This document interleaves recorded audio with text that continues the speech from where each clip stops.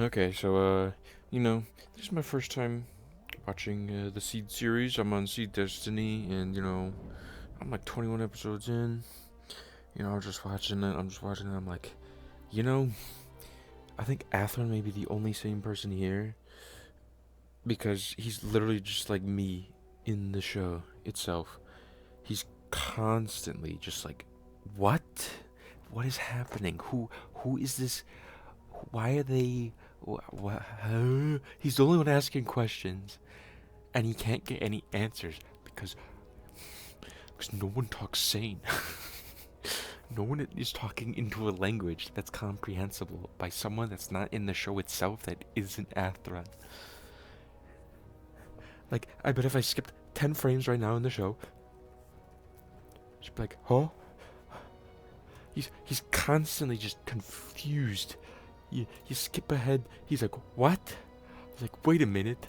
Why are you acting like this? Who are you? Please. Please just act normal. He's doing this every time. He's just like constantly just like staring blankly. He's like, no, I'm not kissing you. Get the fuck back on that plane. Get on the plane, dude. I'm not kissing you. It's like, look, I understand that you had my ex-girlfriend's face. You definitely don't have her personality. Definitely aren't even the close to the same guy. So what the fuck are you doing in my life? What is this Chairman Durandal guy doing? Like, I understand his plan. Sort of. Alright? We just had a talk yesterday. He was talking about, like, the military industrial complex. He's like, hello, is this be charge double? I'm going to create a military industrial complex so I can. Oh, he's not doing that, but he's just saying if there's a way to make money, people will do it. And that's what war. That's the war, And I thought it was like the morality of war. If you kill because you are going to be killed, then you are killed for killing. And then he's like, what's the point? Oh, not to mention, Mir Campbell sneaks into his room and sleeps in the same bed as him. After he falls asleep, Luna Maria knocks at his door. He's like, "Hey, Captain, you wanna go to breakfast together?"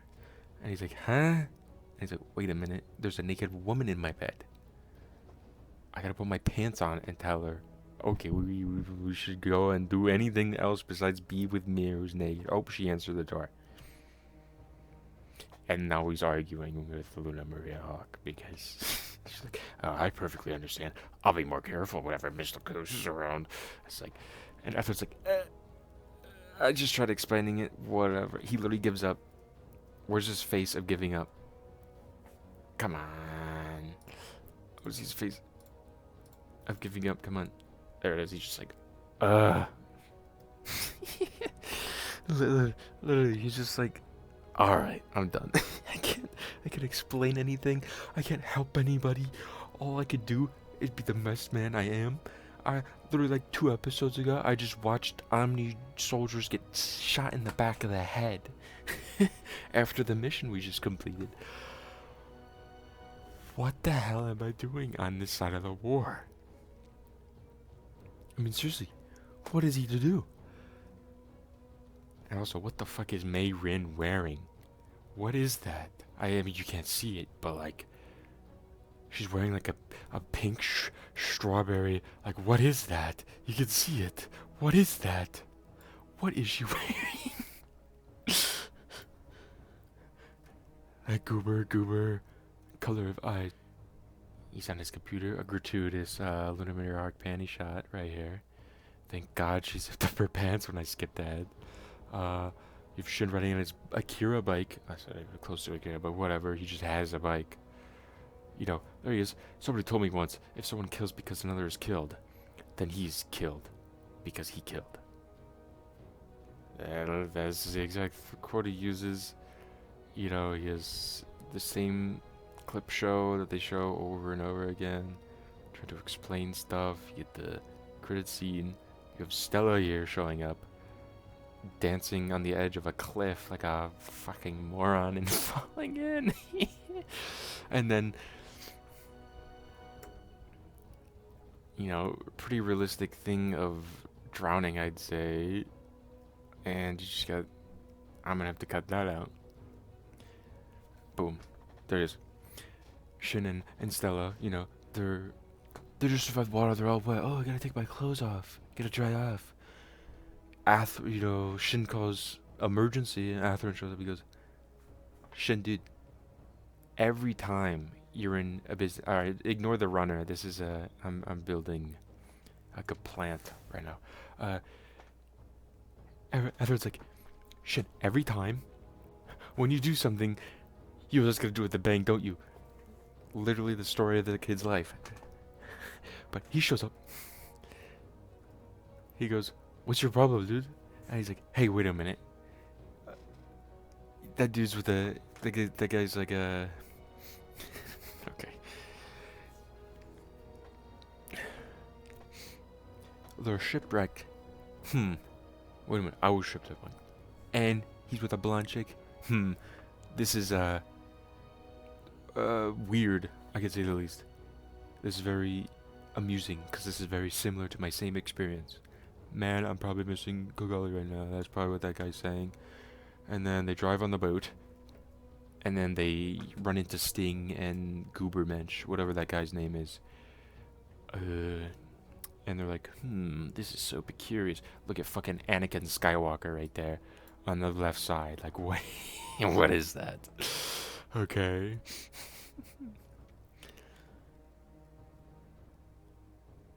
Again, as we're just like, I think I recognize these chumps from somewhere. And they're like, oh, I'll protect you. And then she's like, shit, you were supposed to protect me.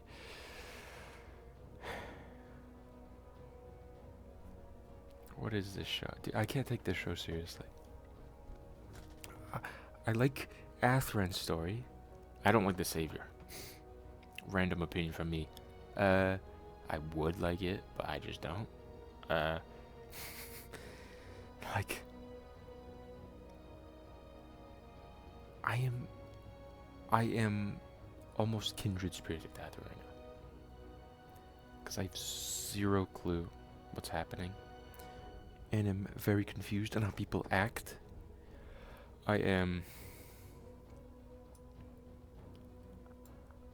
doing everything I can to watch the show. But it's like the art style's not helping. The plot, the characters.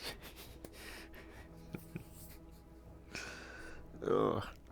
The fucking drawing, the gratuitous fan service. It's really making it difficult too. That's also a thing. Is that there honestly wasn't a lot in previous Gundam shows. Whatever did happen, it felt less inappropriate, in my opinion. I think it's early 2000s, and this crusty ass art style that's just like flashbanging me every time I see it. I'm not kidding. And it's honestly so much fun to watch. It is almost like a train wreck. It's like, whoa, holy shit. This is crazy. What am I viewing right now? It's almost a train wreck, but at the same time, how would I describe it? It's like,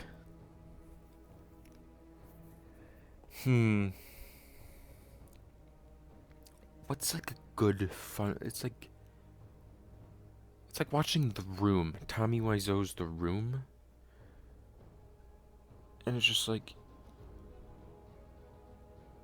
it's a horrible train wreck. You can see the effort, but you know that it's failing.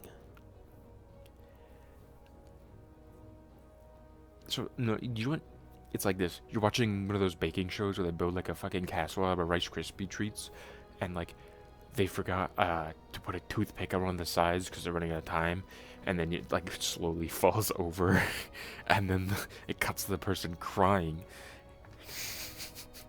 That's what it is. That's what it is. It's a cooking show where the food. It's a horribly dramatized cooking show, competitive cooking show. And you're watching the person fail at cooking, building some fucking goofy ass fairy tale castle out of Rice Krispie treats, fondant, and like fucking super glue. It is a story that is entertaining to watch, I would say. Athrun is easily the best part of the show right now. He even was in the last show.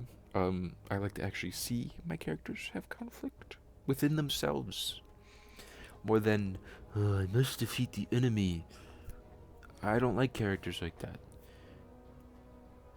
There's a few I can think of that are like that, but Athrun is definitely not one of them. He's conflicted, he has realistic, like, emotional development throughout the series. He has one of my favorite suits from the show, the Justice. I like that suit. And I definitely say that that's perfect for him. The freedom for Kira is... in terms of his character arc, him getting the freedom is like... In terms of justice, it just makes more sense, because Athrun's always conflicted throughout the series. Like, my enemy is literally my friend, and he's an old friend too that we grew up together, and I really don't want to kill him. But if I'm not careful, I'll be labeled as a traitor. But I still need to fight for my, country and my home after what they did, to my mother and, that whole thing. And it becomes this interesting story of, is blind loyalty to family more worth it than, actually fighting for a true purpose? Because the whole point of the Justice is to stop his father from what he did to Zaft after he went loony. And your villain went loony when he pulls out a space laser. That's just like the iconic Gundam thing to pull out of nowhere. That is like, these guys are bad unless the good guys get it, which is rare, but it did happen once before it got blown up.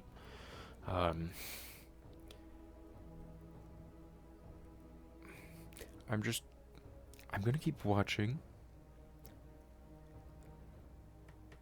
I might keep making more reviews after this one on more of the episodes, but I could totally see where I'm seeing what it's trying to do.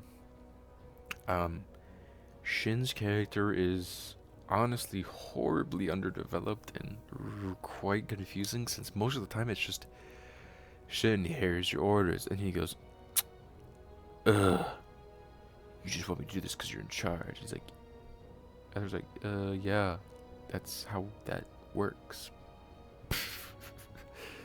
I mean, I'm not gonna like not fight on the field with you. If that's what you think I'm doing. I'm trying to pull on you, bud. But it's just a horribly interesting concept. There's a lot of jumping around with characters.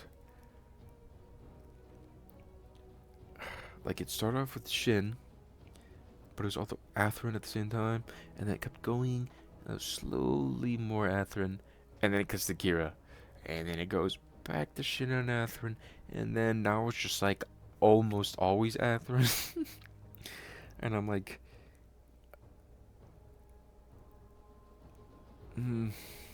it's just really, it's just something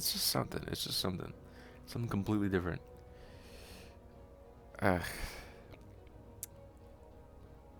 I gotta cut this short. I'm gonna keep rambling. Okay. I'm not doing the rest of this. So I'm not rewatching it. I basically talked about everything from the previous series in this one. Boom! Hit that follow button, and as you can tell with the thumbs up, you know that too. Thanks. It's certainly interesting. I'll be honest.